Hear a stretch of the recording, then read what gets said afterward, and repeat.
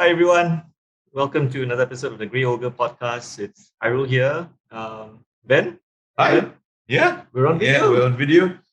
For those of you listening to us on audio, do check us out on video. We're on video this time around. yeah. I think this is Um, the first time we've yeah, the audience has seen our faces. hopefully not the last. Not only on the last. Yeah. And masks are off because we have our beverages. And we're staying safe with our hand sanitizer. Mhm. Obviously the backdrop inspired by one of our favorite interview series, Between Two Ferns. Yeah, so it's Yeah. between two frames. Between Two Frames. Yeah, and so I think we had a bit of a hiatus. We were away for like maybe a month, Almost 2 months, I almost think. 2 months, Yeah. almost 2 months, because there's not a lot going on in Magic. No, Yeah. not really. Yeah, And the after Midnight Hunt. those intense period where we had Time Spiral Remastered and then Strixhaven, Yeah. and Modern Horizons, Modern Horizons 2. then- yeah. And then you kind of came down with AFR and Midnight Hunt, right? Those two were, I mean, nothing quite compares to you as well as to Modern Horizons 2. and yeah, so I think it was a really quiet couple of months, and that kind of coincided with the new measures that were kind of reinstated to kind of Yeah. control COVID. I think you guys wanted to reopen for play. Yeah. That got scuppered, and then you had to, change Rejig the it. rules and rejig it. Yeah. So I think we've kind of found a happy compromise, which is just that people can walk in and play 2-player games. Mhm. Sit down and we just check your vaccination status, and we assume that we're like F&B, right? Yeah. I mean, I know there's some stores out there who obviously do far more. Some of them behind closed doors, but I think it's just a socially responsible thing, right? To kind of curb the spread of this virus. But yeah, I mean, people are sick of hearing about this, right? People want But to hear about. it's a necessity. Yeah, right? yeah. It is a necessity, and I think like we always say this, I'll repeat it again. It's not about just you or your immediate health. It's also about the people around you, right? Especially the ones you live with, or who are older, have more underlying conditions than you in your life. So yeah. I mean, Those there are have always been a our few concerns. other stores that had to close because of Yeah, COVID, right? COVID related Yeah. new concerns. Mm. Yeah. And which doesn't mean that people won't go back to that store, but it obviously means that they have to think about their own protocols now, right? And how they're managing it on their own. Yeah. I was talking to somebody about COVID a couple of days ago, a doctor friend of mine, and he was saying that the vaccination really isn't about certainty, it's about confidence. Yeah. Right. It's not trying to provide, 100% kind of scenario, but the 90% kind of scenario where for sure, or to a large extent, that your guys are safe. And your Yeah, customers I think will it's be not safe. so much of not preventing you from catching it. I think inevitably you will, or probably get it. Yeah. Just like the common flu, right? Yeah. It's yeah, more of how would you react to catching the bug. Right. Yeah. I think about chickenpox. Yeah. Yeah. Right. Yeah. Like when I was a kid, it's like, oh, when's my turn? Because you like one by one, all your friends in school get chickenpox, and then you're like, oh, okay, it's my turn. Just get it done with, or get it taken care of. But unfortunately, that one, once you get it, you can't get it again. Whereas this one, you're like, I don't know, maybe you could. I've heard of cases. Yeah. But we're not here to talk. We're not medical experts. No. We're definitely not. Yeah. Disclaimer. Disclaimer. Yeah. Please see your GP. Yeah. We are here to talk about along the lines of a GP, just the kind of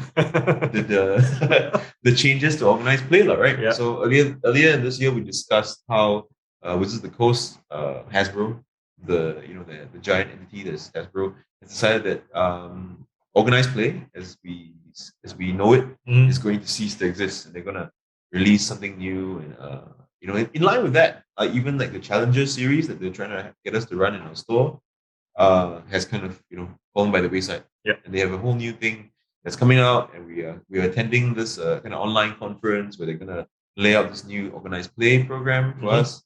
But in the meantime, people have stepped in. Yeah. Right. People have stepped in, and we'll talk about that right after we congratulate our friend Yuta Takahashi for becoming the world champion. And Yuta is. I know him from the business end of things because he used to be Haruria's Japanese chain stores, one of their top buyers, one of the major buyers, and we interfaced a lot over that. And he would attend a lot of these GPs to play, but he would also do work on their behalf. So we would talk a lot. He lives and breathes magic. Literally, right? Literally. Yeah. Like most people who go to a GP or a pro tour, in between rounds, they're like, chatting with their friends, getting some food to eat. It's like a convention, not a tournament per se. He is standing at the pairing spot 15 minutes ahead of time, looking at who he could possibly play. He's looking at the top tables, like who his matchups might be. He's visualizing his own matches. Yeah. And I mean, couldn't happen to a more dedicated guy. Although it's interesting that because this particular event was run virtually. Yes, so entirely virtually. Yeah. And so I mean, it was cool to see his reaction too when he won. He almost cried on camera and everything. But I think, considering how he lost all his draft games. Yeah. That's the thing. Yeah, I don't need a draft to be a world champion. So.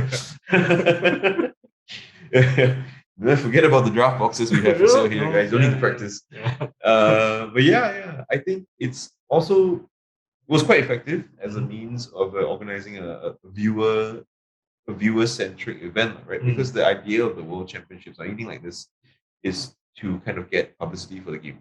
Right? Is to give people, players all over the world something to aspire towards, something to dream that they can do, they can be a part of. And it saves a lot of the operating costs that you would have if you wanted a venue, flying people in, blah blah. And if that translates into better prizes, that might actually, But how do you, as a retailer of physical Magic products, right, feel when this entire event was run virtually and it seemed to promote MTG Arena more than the physical product? I think you can think of it in a kind of analog, which is Pokemon, right? A lot of Pokemon happens outside of the Pokemon card game, right? A lot of Pokemon is on TV. It's now it's a MOBA. It's like Dota. Yeah. They have a game like that. It's a Nintendo Switch game. It's a Game Boy game. It's everywhere, right? But then the sale of Pokemon cards is very much booming, right? It's doing very well, and people are very interested in the IP. So I think of it as the things that happen online, the things that happen outside of the physical game, the game that's played with cards in stores or at your homes. That game just can only benefit from that kind of stuff, right? I think the more myopic view is that it is cannibalizing from the player pool, right? The tricky part comes when you're trying to sell standard singles, you're trying to sell standard boxes. Because the question really becomes, why do I need to have 2 copies of this, right? Why do I just play on Magic Arena? But I think Magic Arena and physical play are 2 different things too, right? It's 2 different ways to experience the game, right? It's like how you have 5-a-side football, or you have 7-a-side rugby, right? And various variations, touch rugby, and right? As opposed to playing FIFA. Yeah, as opposed to playing FIFA or to So I am optimistic about it. I don't think that what they're doing is entirely in opposition to what we do. I actually think that it just builds the brand, right? The Netflix series that's supposed to come out, we've been talking about it for a couple of years now. Right? It's supposed to come out. It will be helpful, right? In expanding that IP, right? So we think about Pokemon and it's successful because it was a great IP and then became a card game. Very early on in its inception, I think in the first couple of years of its life, it became a card game, right? But with Magic, it's been a card game for such a long time. And only really in 2010 did they decide, okay, we'll take control of this IP and start to push it in the direction that we want, right? We'll stop borrowing themes from other kind of fantasy genres or things within the fantasy genre or sci-fi, right? And then start building our own kind of brand, our own kind of like characters, our Jaces, our Chandras, our Nisas and stuff like that. So I'm optimistic for it. I think if anything, the way the store has been going and the business has been going, it's proof that more people are interested in Magic now than they were in the past. And anything that does that is a win to me. Yeah. Right. Yeah. Yeah, I mean, Jin Hao have a different opinion of it. He's not here, so we may get him on we may get him on another his episode to opinion, complain about the lack of organized play. Yeah, I mean, yeah, if you want $50,000 playing standard, I guess you missed playing standard. That's the pro player in him talking. Yeah. Yeah. So organized play. So we are also talking about, we're referencing obviously SCG Con, which just comes right before Channel Fireball Las Vegas. They don't have any operating like brand names yet. It's not a Grand Prix, it's not a Magic Fest, but we know what they are. They're Magic conventions.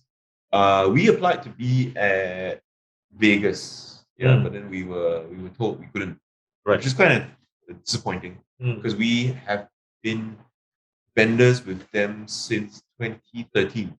2013, when they took over from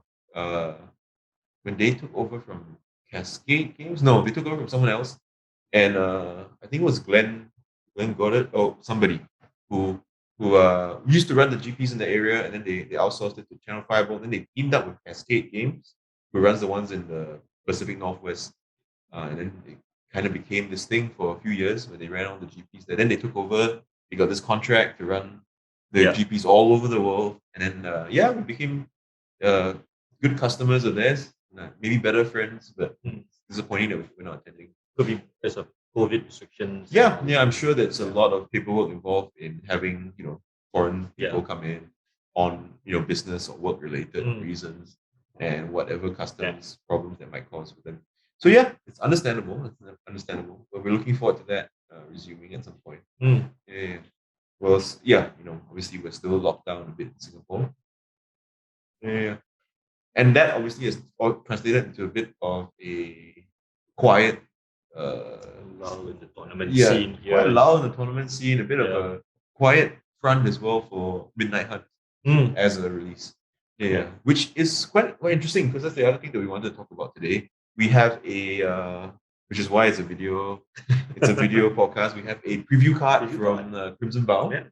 But before we want to talk about the preview card from Crimson Bow, we also want to talk about how it's remarkably different, right? Midnight Hunt feels like a bit of a beta test for Crimson Vow. Crimson Vow has so much more stuff going on. There's box toppers, there's like art that's borrowed from other IPs, other types of genres, other genres. And then you have the Ikoria treatment for some of the cards, where they borrow the names of famous Bram Stoker's Dracula. And the characters, and then they're being reimagined. And then they do have the art treatment from Midnight Hunt coming back. Yes. Which is why I felt like a beta test. It's like, we have this art treatment, but look, we also have this Castlevania in addition to that. And it's cool. They're bringing back some really old school artists as well. David Kendall. I think this is his first painting for Magic in years. And all the kind of like lend more gravity to this gothic theme. Right.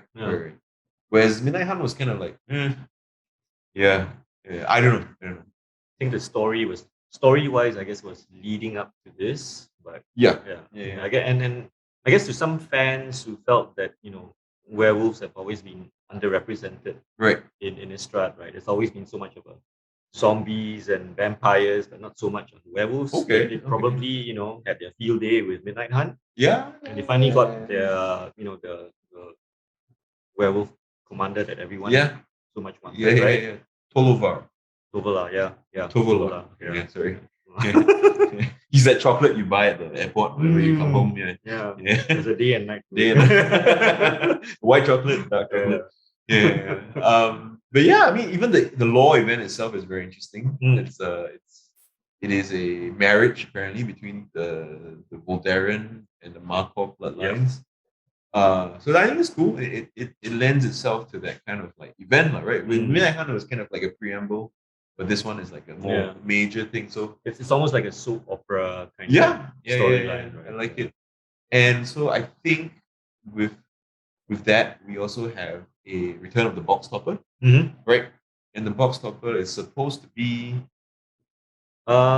it's one of the cards, one of the Dracula cards. Okay. It's definitely a foil Dracula card. One of the cards from the Dracula. I'm not sure how you're going to call it the Dracula series. Right. Yeah. So like Nina Harker is Talia, Guardian of Raven. Yeah. Then like Castle Dracula is one of the lands in the Voldaren estate. Yeah. So that'll be in the box topper. Yeah. Okay. Except for I think the Firebox promo is the Voldaren estate. Okay. Yeah. So you can only get Count Dracula, Mina Harker. Okay. Yeah. Mina Harker. Yeah, I'm thinking Nina. I don't know why. Yeah, I mean, I think it's taking people some time to adjust to the fact that Standard is nowhere what it was with THB. It seems more balanced. Yeah. Right? Yeah. But as much as people think that it was because the cards are weak that the sales weren't good. I mean, Hasbro just reported that AFR was the best performing Somerset. Yeah. They've done in the past. Yeah. What? Yeah. 5 years, 10 years? Ever, I think. Ever. Yeah. Best ever Somerset. Yeah. And I mean that has to kind of like some credit has been given to the DND fan base. I think for a lot of Magic fans, what some may fail to recognize is AFR really spoke to a lot of fantasy and D&D fans who were never entrenched in Magic before that. Yeah. And they bought into the entire, feel of D&D crossing over with MTG wholeheartedly. Yeah. Right. He was so into it. I mean, a lot of Magic fans will say, what's this dice rolling business? I don't really, it's not for me, but to the D&D fans, right? That's right up their alley. Yeah. Because it's such a major part of the game they play, right? And for them, for Magic to embrace it so wholeheartedly, it's just like, hey, why don't we just try this out? Yeah. I mean, I think a couple of people who came back just to play. Or even try Magic out the first time because of it, right? Yeah. I mean, we also did the ampersand promo thing here in the store, and that went really well. I think what we did was we gave away raffle tickets, and you came in and we shuffled. We had, put the cards face down in sleeves, and we shuffled the thing, and then you got a random draw. That's set. Yep. And some of us spent a bit more money. But it's kind of cool. I had to explain who Drizzard was to somebody who didn't know. Yeah, he's like, where's my dragon, man? Where's my Tiamat? Where's my old noble? Like, hey, this guy's cool. There's no Forgotten Realms without this guy. Yeah, that's true. Oh, okay. One of our long-time listeners and great customers, Dan, got the only card he wanted from the set in the ampersand promo. Yeah, he was pretty stoked about that. Treasure Vault. He got Treasure Vault. Nice. Very nice. Yeah. But I like what they did with that. So I think we kept the set back. And we're gonna do something else at the end of the year with the giveaways for that. So we know that there are people who have taken up their sets and just sold them. You can go on eBay and see some of these people, but that's not what we're about. I think the idea is just to put the cards in the hands of the players in a fun and engaging manner. Some of these cards are really expensive. Yeah, surprising. Yeah, the Tiamat is like $1,000. So, imagine shopping here and being able to walk away with $1,000 price. Your company D&D, you don't even have that good odds. As some players would say, value. Value. Yeah. What else do you want to talk about? Oh, shall we go right into the spoiler then? Yeah, sure. Our spoiler. Well, so we got the spoiler from Wizards of the Coast. Okay. Shout out to Wizards of the Coast. Many thanks to them for. Yeah, I don't know if they're fans of the podcast. But they hear me complaining about retailer wars and how local distributors and parallel importing, and they're like, we should give this guy a preview card just to shut him up. So it's nothing fantastic, right? But it does, make you think of what sort of play this encourages in Standard. Yeah, let me read the text. Yeah, let's read the text. It is so it's a werewolf. It's a werewolf. So on the front side, it's called Weaver of Blossoms. 2 colors, 1 green. It's a creature, human werewolf. Taps to add 1 mana of any color. It's a 2/3 and it's daybound, right? Which means that there's a flip side, which is the blossom-clad werewolf, and it taps to add 2 mana of any 1 color, and it's nightbound. So it's a 3/4. 3/4.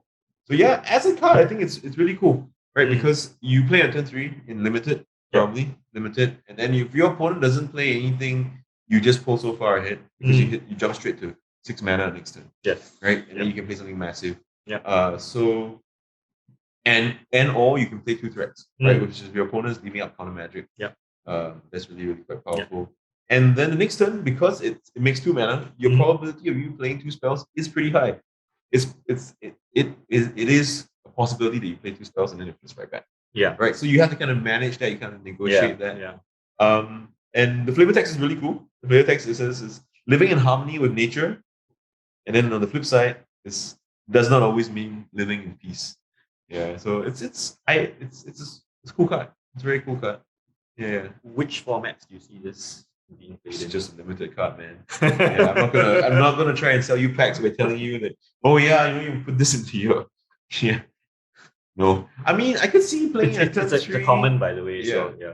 So you could probably find a lot of it. Yeah, a lot of it. You play on turn 3 and cast Tovola the next turn if like everything lines up for you. But even then, like if you played that in Commander, because that's how you would have Tovola easily accessible. Yeah. You can play one of these.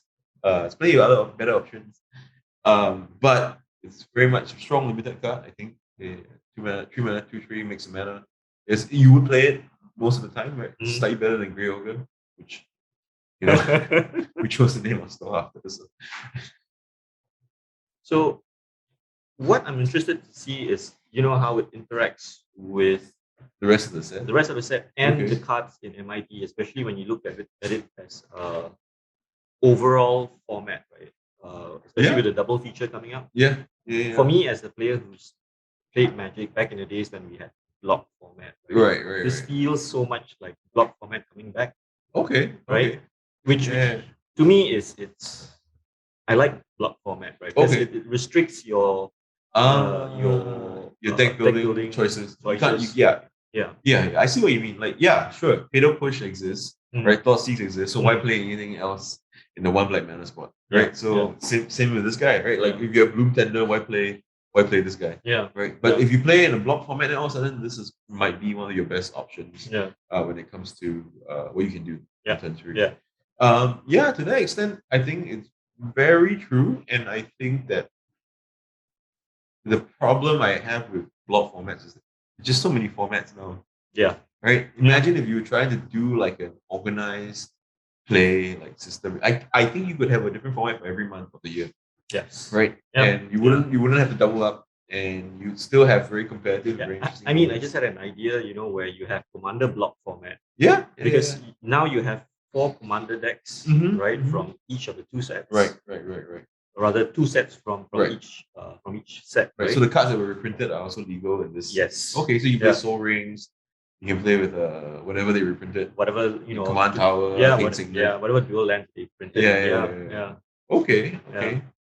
And just run with it, And that's interesting. It makes for more interesting, deck building as well. Yeah. Instead of, everyone just standard. Because every release we have this phenomenon, which is the new cards come out, old cards sell. Right? And all the new decks come out, all the new commanders come out, and the new concepts come out, and people start wanting to build these decks, but they build them with old cards. They build them with like overpowered old cards, right? Like your mana drains, your cyclonic risk, your carpet of flowers, your all these kind of crazy cards, and then like 90% or 99% of the deck that they bought is not going to get used. They're just buying it for that one guy. And put him into this thing because he's slightly better than one of their commanders currently. Yeah. So I think the block format is really, really interesting. Yeah. So I'm quite interested to see, because there are 4 decks, right? So you have 4 players, each one takes one deck each, and tweak it, but use only cards from the block. Right. Well, you can extend it to standard, right? You can say this is standard commander, but then that'll be like almost like brawl already, right? What's it called? Brawl. That's what it's called. Yeah, that was the one where this guy had his signature spell. I think that's. Is that actually Brawl? I think so. Well, there's just too many formats. Exactly. You play Magic endlessly. I mean, if you guys want to see us play that on stream, you should probably let us know. I haven't played Magic in a long time. Yeah. Especially my mask off. But I think the last thing we wanted to talk about was actually the setting of between 2 frames. The fact that there are 2 paintings here, and as you can see, there's a bit of adjustments we made to the way paintings are being displayed in our store. And that's also because we're previewing to you. We're going to share with you our plans for the space, and we're going to set up our own Grey Ogre gallery, right? GOG as well. GOG as well. Yeah, so don't have to change any of the branding or anything like that. But yeah, it's gonna be on a rotational basis. So we'll probably do like maybe trimesters. Every quarter we'll change the display. So currently, it's what we have in the store is a lot of like late 90s art. So you have two APAC lands, Singapore Island and the APAC Plains in Australia. It's supposed to be Uluru, but then when Colin McNeil drew it, I think it was too dark, too red for them, so they color shifted it. And then on the other side, you have a bunch of things from Tempest and Macadian Mask. So yeah, I think our first collection will be a bunch of more aggressive creatures. So Goblin Guide is going to make an appearance, Delver of Secrets, and some other things. Yeah, and then we've got other themes lined up. So I think we're going to do a Storm session. Nice. And then we have a couple of Alpha repaints, like just reimaginations of the Alpha cards. So we might do that for maybe the anniversary or something like that. Okay. Cool. Yeah. Cool. So yeah, just an update as to what's going on in the space here, why we chose to be between two frames. Yeah. So anything else? I think that's all. It has been a slow couple of months. Yeah. So, yeah. But let's hope coming to the end of the year, things start to pick up. We've got well, there isn't any new product really until maybe January. Yeah. But, they pushed back Commander Collection Black. Yeah. But hopefully, get to have more in-store play from December onwards. Yeah. I mean, Kamigawa is interesting too, right? I don't want to spoil Crimson Vows Thunder, but like every set they've had where they need to do like a box topper or some kind of alternate art, they borrow Japanese artists. Yeah. What are you gonna do with Kamigawa? you get like a cyberpunk. Yeah, or like someone American, like some comic artist. Jack Kirby or something. They come out. CG art. Oh yeah, they could do. Yeah, maybe you'll finally see a hologram on a card. Like one of those, old 90s comic book. Yeah. Like the toys, right? Yeah. But let's not.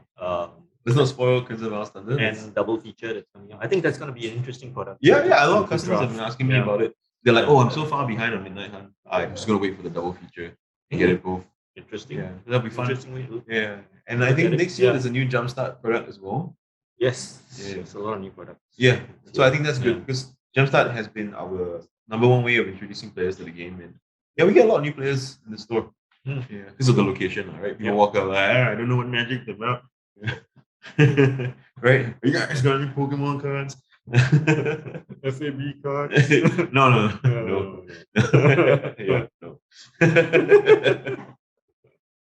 Cool. Well, if you guys want us to do more of these videos, let us know. Oh yeah. What shirt are you wearing? Nebula. Yeah.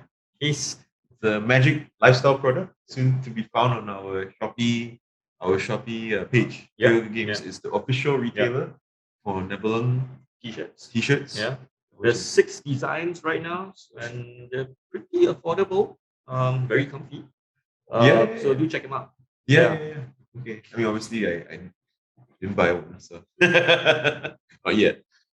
Okay. All right. Cool. We'll catch up with you guys again next time. Yeah. See you. Bye.